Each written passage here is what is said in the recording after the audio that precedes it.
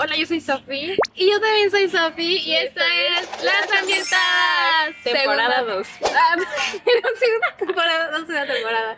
Ya estamos acá nuevamente. Y para el tema de hoy queremos iniciar esta temporada con una cuestión que ha generado bastantes críticas y discusiones a nivel mundial. ¿Qué es? ¿Ustedes se han preguntado si la naturaleza puede tener derechos? ¿Tú qué opinas? Es una gran pregunta. Yo opino que sí, pero vamos a desmenuzar un poquito más este tema. Sophie es abogada, ella también tiene esta visión y me gustaría que tú empezaras como diciendo tu opinión. ¿Crees, no? ¿O cómo describirías que son los derechos de la naturaleza? Bueno, mira, los derechos de la naturaleza nacieron más o menos en 1982, si no me equivoco, por la Carta Mundial a la Naturaleza. Okay. Y justamente es como una transitación que se está haciendo del derecho, donde anteriormente todo se veía como desde un eje antropocentrista, ¿no? O sea, que la naturaleza simplemente nos la protegíamos porque nos sirve para algo, ya sea para consumo, como la leña o lo que sea, o para la diversión, recreación. Entonces, lo que se busca con los derechos de la naturaleza es reconocer a la naturaleza como un sujeto de derechos, como nosotros. Ujú. Y bueno, pues el debate siempre ha sido sobre todas las implicaciones que esto tiene, ¿no? ¿Tú qué opinas? ¿Debería? Sí, claro. Pues siento que tarde o temprano el derecho sigue evolucionando, ¿no? Si bien es creado por los humanos para los humanos, pues también hay ciertas implicaciones que tienen que adaptarse ya a nuestra contemporaneidad. Y yo la verdad sí lo creo, porque pues como tú dices, no es para un fin, sino es porque ella misma pues también merece desenvolverse y vivir en armonía, ¿no? Con nosotros, por así decirlo. Pero está muy interesante porque cuando estaba hablando con Sofía que podíamos hablar en el podcast, hay una lectura increíble que se llama un ejercicio de negación y afirmación sobre esto, donde un autor se pregunta, pues, oye, la naturaleza puede ser titular de derechos porque no habla, o sea, no puede exigirlos, no como nosotros, que es el derecho subjetivo. Nosotros como humanos, si nos pasa una injusticia o lo que sea, podemos hablarlo, podemos exigirlo, podemos hacerlo, pero la naturaleza no tiene como este derecho subjetivo de exigir algo. Y es muy interesante, pero nosotros no somos, o sea, nosotros como humanos no somos los únicos entes jurídicos. ¿Cuáles otros hay? Con respecto a los derechos de la naturaleza. No, o sea, con respecto a una entidad jurídica en general. Ah, bueno, los animales también ya son reconocidos como un ente jurídico. Por ejemplo, en la Ciudad de México, eso ya tiene como que más repercusiones el maltrato animal. Porque antes eran vistos como objetos. Y también, por ejemplo, las empresas, las fundaciones, que sí están conformadas por ser humanos, pero como tal, no es como cuando en el SAT te preguntas, ¿eres persona moral o física? Algo así. O las iglesias, las fundaciones tienen esta entidad jurídica a pesar de que no son tal. Entonces, desde ahí también la respuesta dice de que, oye, está bien, la naturaleza no puede exigirlos como tal, pero tampoco pues estos entes no jurídicos. Y también pues hay muchos humanos que por ciertas capacidades no pueden exigir sus derechos, ¿no? Como, no sé, alguien que no pueda hablar o alguien que pues tenga alguna discapacidad esta exigencia. Claro, también los menores de edad necesitan como que un tutor.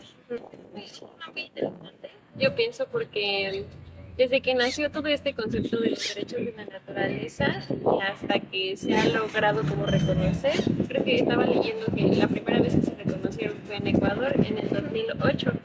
Imagínate, o sea, pasaron muchísimos años para reconocerlos y es principalmente porque lo que se busca es que a la naturaleza pues siempre para que la puedas proteger tienes que, por lo menos en México, ¿no? Hay algunos otros países que tienen como sus cositas más específicas, pero por lo menos aquí tienes que buscar como cuáles afectaciones directas tiene en el ser humano el que se esté contaminando, por ejemplo, un río, o por ejemplo, el que esté construyendo algo que está talando muchas hectáreas de selva, cosas así, ¿qué afectaciones tiene en el ser humano? Pero si tú reconoces a la naturaleza como un sujeto de derechos, pues lo que eso te permite es que si la están contaminando, en ese mismo momento se puede frenar, porque pues es de la misma manera en la que no puedes dañar a otro ser humano, ¿no? O sea, tú no puedes ir a dañarlo sin tener una consecuencia. Lo mismo debería de pasar con la naturaleza y que sea como un poquito más inmediato, sin necesidad de decir, ah, pues yo le pedí a Sofi, Sofi tiene que reconocer, y Sofi tiene que buscar a muchas otras personas que hayan sido afectadas por lo mismo para que ya entonces este caso tenga repercusiones, ¿no? No es así. Ya es más directo. Más directo. Fíjate que yo igual estaba leyendo que, o sea, otorgar esta titularidad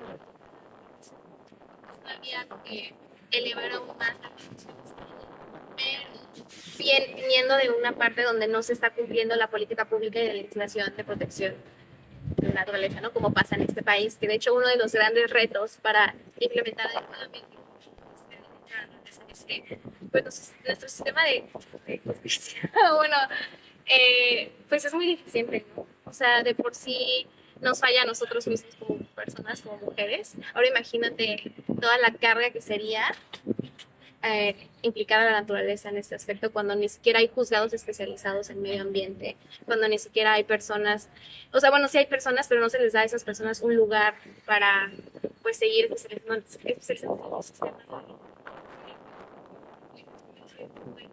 que aunque se reconozca, pues eso no automáticamente hace que las cosas se cumplan, como con todo. Tenemos leyes para todo, pero no siempre se cumplen. Y es porque necesitas tener una institución muy fuerte que pueda como que llevar a cabo ajá, todos los trámites que se necesitan, que tenga la capacidad con mucho personal. Entonces, pues al final, creo que parte del debate, en realidad, y eso es algo que me gusta mucho, es que la gente no suele decir no, la naturaleza no se merece que tenga derechos, sino más bien es cómo podríamos hacer eficiente la protección de los derechos de la naturaleza. Y sí es algo muy interesante. Eh, yo pienso que algo que estaba leyendo que puede hacer es que no solamente lo lleven a cabo comunidades locales, sino que se haga de una manera en la que participen diferentes sectores en la que haya como una especie de consejo que pueda ser el que pueda protegerla y que sea integrado por asociaciones civiles, por parte de la comunidad local, también por algunas personas representantes del gobierno, para que las soluciones sean como más integrales, por supuesto también integrar a científicos, expertos. Claro. porque sí. Y ahorita que justo mencionaste como lo de tenemos muchas leyes para todo, pues justo el artículo cuarto de la Constitución es el derecho al medio ambiente sano y ni siquiera así hemos podido garantizar pues este derecho en muchos lugares, ¿no? Ahorita lo que estaba pasando en Sinaloa, lo que ha pasado desde antes en Canadá, lo que pasa en muchos lugares donde pues son tratadas como zonas de sacrificio. Incluso hay personas que están ahí, pero eso no han daño. También pues nuestras leyes luego son súper específicas y eso, los abogados son tremendos, ¿eh? Encuentran así la mínima laguna legal para darle la vuelta a absolutamente todo. O sea, me acuerdo mucho que una profesora que tuve nos dijo que, o sea, nuestras leyes ambientales estaban muy bien, están muy bien escritas, incluso estaban adelantadas a su época cuando se empezaron a promulgar, pero pues que fallamos ahora sí que en la práctica.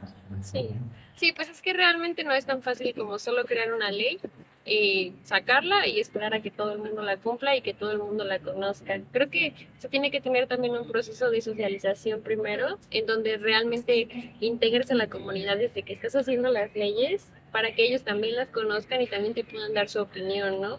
Algo de los derechos de la naturaleza muy interesantes es que surgen también desde las comunidades, porque ellos casi siempre, muchísimas, no solo en México, sino en otras partes del mundo, nosotros, pues, es importante conservarla más allá de solo porque es bonito, o solo porque me da algo, sino porque está ahí y porque es superviviente.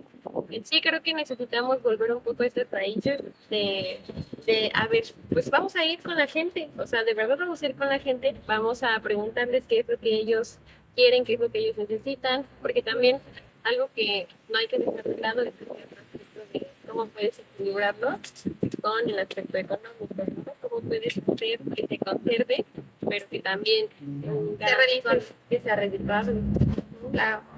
Y justo ahorita, aquí en Yucatán, hubo un momento donde empezaron a impulsar, otorgarle esa titularidad directa a los cenotes. Porque cuando nosotros decimos derechos de la naturaleza, ustedes se están imaginando toda la naturaleza. Pero también ha habido ciertos países donde se enfocan como en ríos, montañas, ciertos aspectos de la naturaleza, ¿no? En este caso aquí en Yucatán incluso sacaron un reporte técnico así increíble de 70 páginas de por qué darle estos derechos a los cenotes. Y justo hablaban de estas comunidades mayas que sean las guardianas de estos cenotes y que velen por los derechos de los cenotes. Porque, ajá, el cenote no te va a decir, no me contamines, ¿no? Pero sí las comunidades que están cuidándolos y viven por ahí. Sí. Sí, y no solo eso, también con el proyecto Saguaro querían otorgar derechos a las ballenas. Ah, sí, sí, sí, es verdad. Otro caso que de hecho ya está, según yo, está en... Sí, sí, sí. Sí, sí, hay muchos países que lo han hecho, al agua. Sí, que el agua sí es reconocible muy fácilmente. Creo que porque es algo muy vital, pero algo que yo recuerdo que me decía un profesor cuando hablé de eso con él, es que me decía que a él se le hacía muy controversial porque no sabía si en ese caso también tendríamos que otorgárselo a todo, o sea, como a un mosquito o a una mosca o a una araña. Ujú. Sí, entonces creo que es un tema súper interesante porque todavía no se sabe hasta dónde sería la línea Sí. de qué tanto queremos proteger y también sin ser, bueno, no sé, no se me ocurre otra palabra para decirlo, pero hipócritas, ¿no? De que estoy protegiendo esto porque me gusta y porque es bonito, pero lo que no me gusta y no es tan bonito también se merece que lo protejamos. Ok, voy a salir con más dudas que respuestas de este video. Pero ¿ustedes qué opinan? O sea, de verdad es un tema muy, muy interesante, donde, pues sí, la línea es difusa de ciertas cosas. Sí, pues es muy interesante. Yo creo que todavía es algo que está en proceso porque Sí, como lo le vimos, falta un chingo, ¿no? además empezó a ponerse desde el 2008. O sea, no, a pesar de que ya se había reconocido anteriormente, que realmente lleva en la práctica es desde el 2008 hasta ahorita. O sea, lleva muy poco tiempo y el derecho necesita también tiempo para que tú veas qué efectos está teniendo, si realmente... Gente que lo está estudiando y esté Claro. ahí a pie con todo eso. Claro, y finalmente también se discute mucho si realmente es necesario hacerlo de esa manera o si se tiene que primero consolidar esta parte que ya tenemos desde el antropocentrismo y desde pues lo que ya conocemos o pues migrar tajantemente. Claro. Y no sé, no me gusta alucinas. Pero busquen los ejemplos. O sea, en Ecuador, que es el país que más avanza en este tema, pues ya han logrado proteger muchísimo territorio del país. Eso es cierto, pero es un gran avance que es Ecuador, también Nueva Zelanda, la India, ay, había otro país. Pero hay varios ejemplos. Sí, Colombia también lo ha hecho. Si les interesa más el tema, de verdad, les invitamos a que busquen más información sobre eso. Está súper interesante. Yo escribí un artículo igual hablando de los derechos de la naturaleza, los retos que enfrentamos como país, que justo ya medio nos tocamos, pero hay un montón de cosas que vale la pena igual echarle un vistazo. Sí, sí, nosotros buscamos sembrar una semillita en ustedes y que también vayan y lean y nos digan qué opinan. ¿Qué opinan? ¿Deberían ser sujetos de derechos o no? ¿Y de qué manera lo podríamos hacer bien? Sí, igual podríamos darle seguimiento a este tema ya en otros episodios, o no sé, preguntarle a la gente, mira, sería muy loco darle de derechos a los cenotes. Cuando yo estudié Derecho, en mi plan de estudios no venía nada de Derecho Ambiental. No venía nada de Derecho Ambiental. Lo que yo aprendí fue porque tomé cursos externos, porque me gustaba el tema. Pero ahora ya lo integraron en el plan de estudios. Es una optativa, ¿no? Sí, es una materia optativa. Ujú. Entonces creo que está súper interesante que realmente ya está teniendo como que más impacto en la sociedad en general. Ya se está viendo con el caso de Mahahual, por ejemplo, cuánta gente salió súper interesada en el tema. O sea, yo pienso que a lo mejor quizás no hay tantos recursos, pero hay formas en las que puedes empezar a aprenderlo, ¿no? Incluso vi que la Facultad de Derecho, promoción no pagada para nada, estaba sacando un verano para personas interesadas de comunidades, también como de asociaciones que quisieran integrarse dentro de esta discusión del derecho ambiental. Tienen un seminario permanente. Creo que hay formas en las que también podemos acercarnos poco a poco, porque algo que a mí me gustaba de mis profes de derecho era que nos decían que no tiene que ser simplemente como que algo tan alejado de la gente, porque al final es para todos, ¿no? Sí, pero justo ahorita cuando dices que debe ser para todos, fíjate que el lenguaje jurídico es súper, súper difícil, ¿no? Y justo hace poco vi un video de Carla Escoffier, que también es abogada, y que aborda este tema en uno de sus libros, que es Anarquismo Jurídico, y dice, es que nosotros los abogados parece que nos gustan las palabras muy rimbombantes y y usamos cierto lenguaje, sí, cuando escribimos eso, pero cuando lo queremos decir a las personas no es necesario tener este lenguaje, ¿no? Sino que hay otras palabras y cosas que podemos hacer más accesible el derecho. Y a mí el derecho me da miedo porque justo tiene un montón de palabras que digo, ay, güey, ya, o sea, no sé qué está pasando. Sí, siento que pasa lo mismo que con la ciencia. O sea, con la ciencia también aprendes muchísimos tecnicismos, sí, en exceso, que luego se crea esta barrera entre a la gente a la que se lo querías comunicar y la gente que como que ya estudió en esta rama del tema, ¿no? Pasa lo mismo con el derecho. A pesar de que es algo creado por y para humanos desde esta parte antropocentrista, sí, aún así es muy difícil comunicarlo con las personas, pero yo creo que puede cambiar. Es que yo creo que todo, nada está exento de cambiar, nada está exento de que se transforme de acuerdo a lo que la gente quiere, y por eso es tan importante que como personas opinemos, debatamos y digamos qué es lo que queremos, ¿no? Y la importancia de de los y las divulgadoras. Claro. Que siento que igual y yo ya no estamos cambiando de tema, pero siento que igual están, porque yo me considero una divulgadora y siento que luego como que sí se menosprecia un poco nuestro trabajo.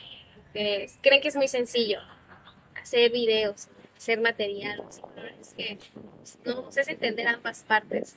O sea, la parte rigurosa, pero sin que pierda esa rigurosidad, sino solamente hacerlo mucho más accesible.